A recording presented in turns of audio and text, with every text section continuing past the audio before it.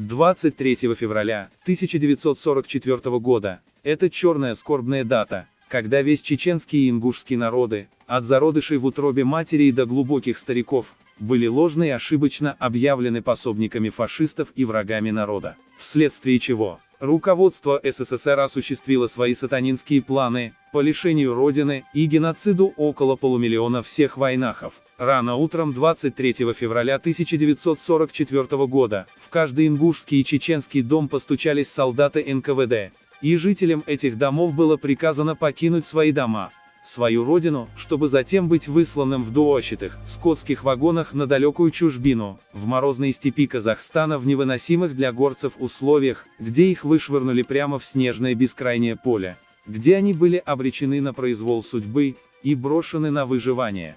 Выселение сопровождалось горестью, тоске по родине, непрекращающимся рыданием женщин и детей, материальными лишениями, масштабными около половины от общей численности народа, людскими потерями от голода, холода, болезней, эпидемий и многих других причин. До сих пор представители большей части человеческого общества, проявляя максимальную степень цинизма и злорадства, оправдывают это преступление против всего народа, утверждая, что это была не ужасающих масштабов трагедия, а лишь вынужденная мера, и заявляют, что депортировать народы было правильным и вполне целесообразным решением. Далее проведем анализ над теми причинами депортации, которые приписывают репрессированным народам для оправдания этого чудовищного события, и развеем мифы о причинах этой трагедии. Первый миф. Ингуши и чеченцы массово служили нацистам, встретили их хлебом-солью. Пожалуй, самым распространенным мифом о депортации народов являются ошибочные доводы касаемо массового коллаборационизма и сотрудничества с нацистами, якобы имевшим место быть среди чеченцев и ингушей. Действительно ли ингуши и чеченцы вместо того, чтобы вступать в партизанские отряды с целью дать отпор вторгшимся на их территорию фашистам и помогать красноармейцам, предпочли сотрудничать с нацистами? На самом деле, это совсем не так. Надо понимать, что территория Кавказа имела большую ценность для планов Третьего Рейха и была своего рода лакомым кусочком, поскольку здесь располагались богатые нефтяные месторождения Малгобека, Грозного и Баку. Здесь гитлеровская армия планировала захватить нефтяные месторождения. Для оккупации Чечено-Ингушетии, которая для армии Третьего Рейха обернулась провалом, было брошено куда больше военной силы вермахта, чем для других кавказских республик, так как в этой местности были сосредоточены богатые нефтяные месторождения. При наступлении на Кавказ немцы сумели захватить и длительное время держать в оккупации территории некоторых северокавказских республик, таких как Кабардино-Балкария и Северная Осетия. Однако их попытки осуществить захватнические планы на территории Чечено-Ингушетии обернулись полным провалом. Благодаря всеобщим усилиям солдат-красноармейцев, ингушских партизан и добровольцев, а также помощи местных жителей, которые снабжали солдат необходимым продовольствием, рыли окопы и траншеи, путем многочисленных потерь удалось вытеснить врага с территории Чечено-Ингушетии. Так что ложный тезис о якобы массовом сотрудничестве войнахов с фашистами на якобы оккупированной солдатами вермахта территории Чечено-Ингушетии является непредусмотренной дезинформацией. Продвижение фашистов по Кавказу как раз-таки было остановлено в боях за нефтеносные районы города Малгобек. Утверждение тех людей, пытающихся оправдать трагедию двух народов, что войнахи радушно встретили нацистских оккупантов, встретили их хлебом, солью и тепло и гостеприимно их приняли, не имеют никакой доказательной базы и никаких фактических подтверждений, которые могли бы окончательно установить причину депортации. Миф номер 2. Чеченцы и ингуши готовились подарить Гитлеру белого коня. От тех, кто оправдывает это преступление против всего народа, популярны высказывания по этому поводу, что якобы ингуши и чеченцы готовились подарить белого коня Гитлеру. Подобная реплика не имеет ничего общего с действительностью, это лишь взятое с потолка придуманное необоснованное суждение. Миф про белого коня не имеет абсолютно никаких доказательств на наличие фактов. Мы очень много говорим о том, что вот старейшины, аксакалы Кавказа дарили Гитлеру белых скакунов. Не знаю ни одного достоверного случая, чтобы это происходило.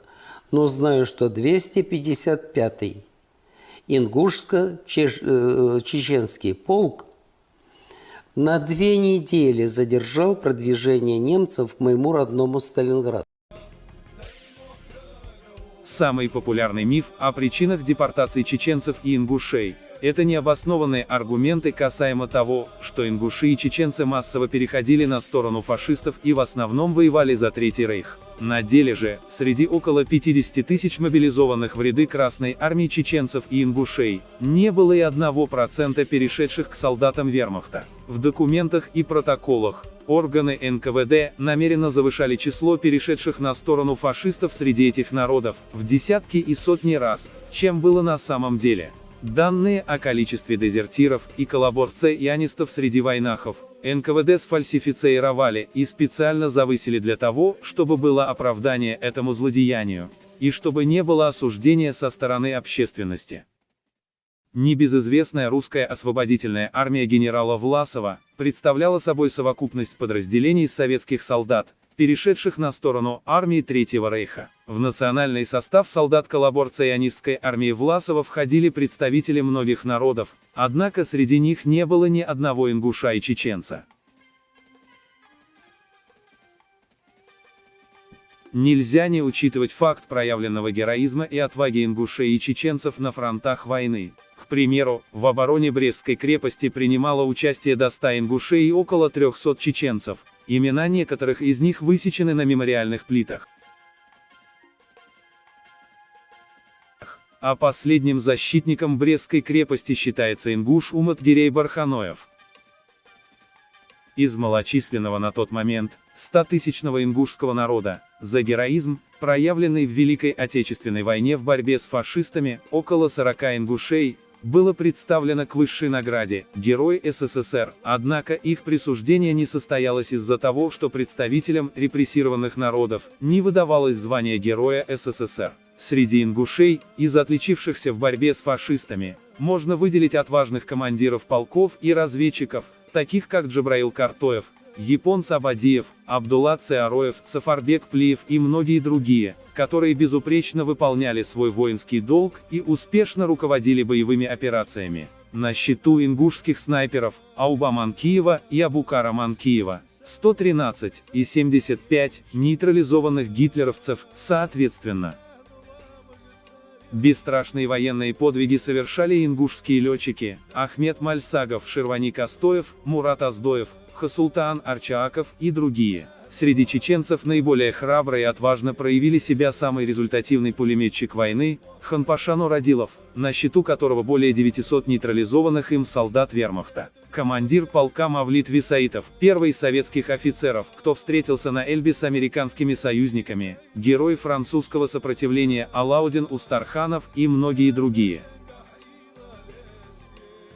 Стоит учесть тот факт, что даже те ингушские и чеченские солдаты, которые воевали, гибли и пропадали без вести тысячами за защиту общей родины на всех фронтах войны, были объявлены врагами народа и пособниками фашистов. Их снимали с фронтов, с них снимали награды, и к их семьям они были отправлены в места депортации. Даже те солдаты, которые вернулись с фронта, отвоевавшись, и которые стали инвалидами на войне, также подверглись депортации, и вместо звания Героя войны они получили статус пособника фашистов и изменника Родины. Предоставляется возможность привести заключительный тезис, что народ был оболган советской властью, и чтобы выслать таким жестоким образом, для всего народа нужно было придумать образ врага, навешать ложный ярлык, чтобы было оправдание этой чудовищной трагедии.